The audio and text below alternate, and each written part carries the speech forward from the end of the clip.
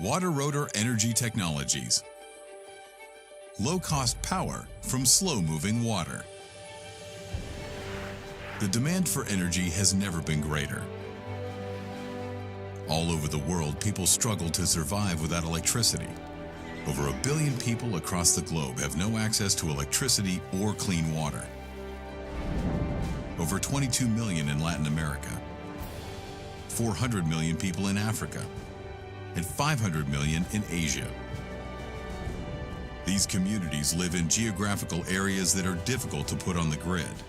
Places like islands off the Philippines or in the Himalayan mountains are difficult for grids to be able to be put up. So without access to electricity, they won't get access to lighting, to heating, to cooling, to refrigeration, to hospitalization.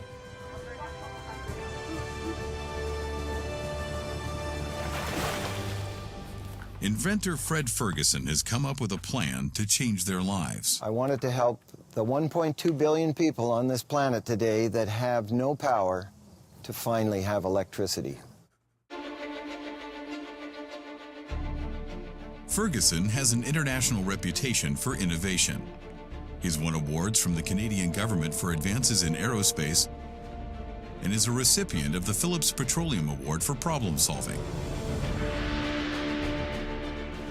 In 1985, Ferguson created the pioneering Magnus-spherical airship that takes advantage of the Magnus effect, which reduces drag and creates lift.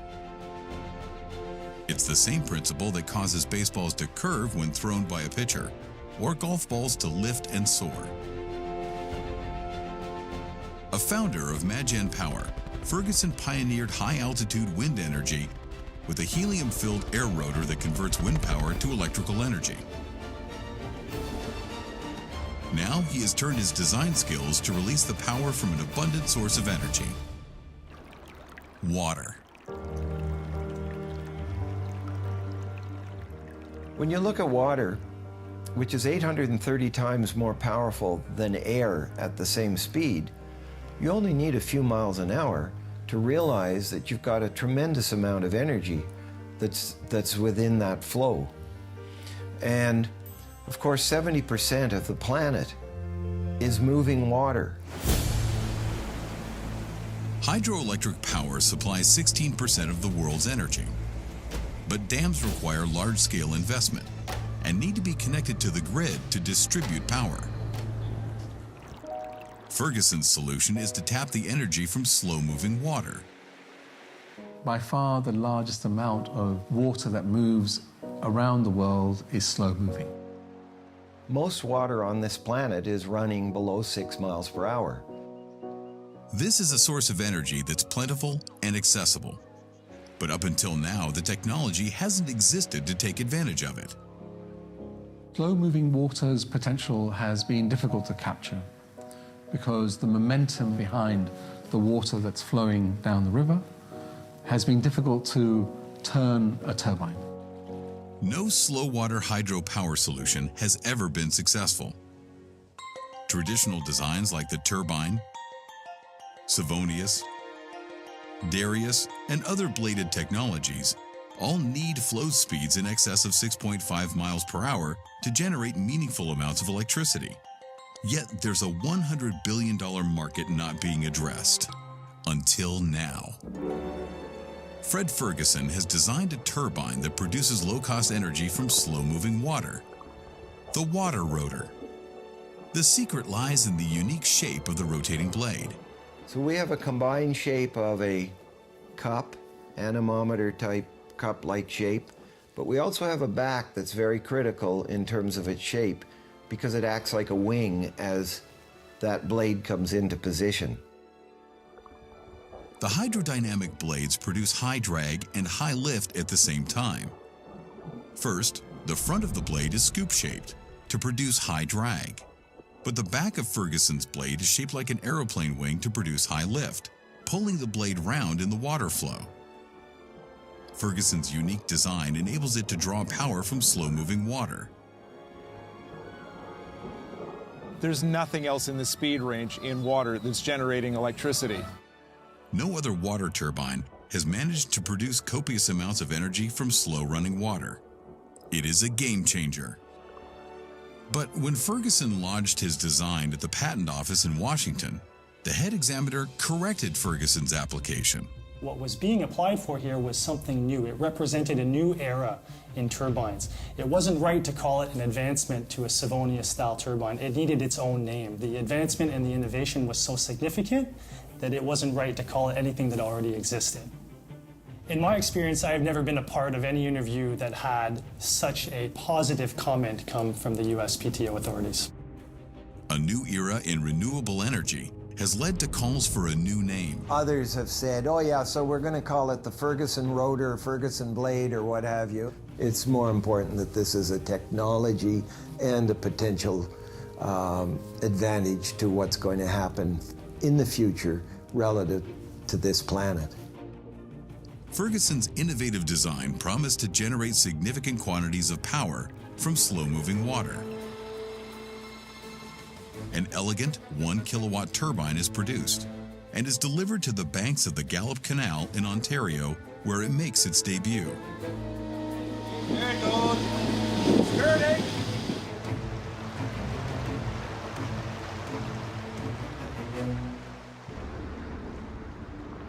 Next came the rigorous testing. We've tested in a number of rivers, that being the St. Lawrence River, in a 2-mile-an-hour flow. Some local Canadian rivers in flows as high as 5 miles per hour. The water rotor underwent 7 years of intensive testing in Canada's rivers. This has been a better than what could be imagined successful first test. Yeah, I mean, I'm really happy. The results of the first tests were surprising. The water rotor generated more power than anticipated. Next, a much larger water rotor was tested in the world's largest flume tank, based in St. John's, Newfoundland. A 5-kilowatt prototype was put through its paces. The results revealed that the turbine converted more than half of all the available energy in slow-moving water to electricity. This is a technology that's just waiting to be exploited. The flume also shows that the water rotor is environmentally friendly, allowing fish and marine life to flow past it unharmed.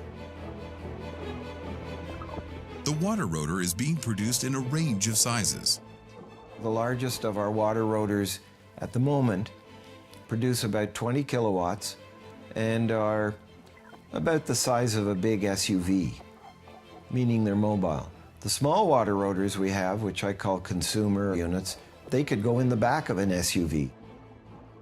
Principally, they can be used any place where there is no available power, where there is water power.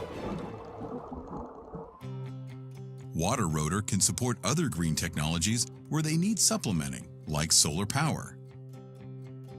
Solar's efficiency is still in the 19 to 21% sort of level, so it's not converting all of the electricity. And solar power only works in daytime, when there's least demand for power. In rural communities, often the necessity for electricity will be at night. So that can make it difficult for people to be able to have the electricity when they most need it. Wind turbines are also inefficient and expensive to build and maintain.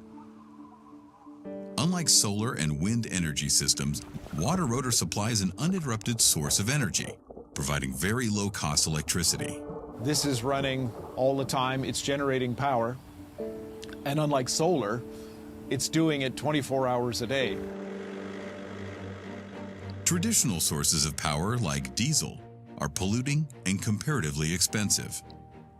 Using a 1-kilowatt unit replaces 125 barrels of diesel oil. Water rotor is highly competitive, producing electricity at 1/6 of the price of diesel. Water rotor is the perfect answer to reducing pollution and the carbon footprint. Water rotor's green credentials are attracting major business interests. The Canal and River Trust in England, Heathrow Airport, and the Canadian Navy are in discussions with WaterRotor to add renewable energy for their operations. Disaster has a devastating effect on lives and cuts essential power.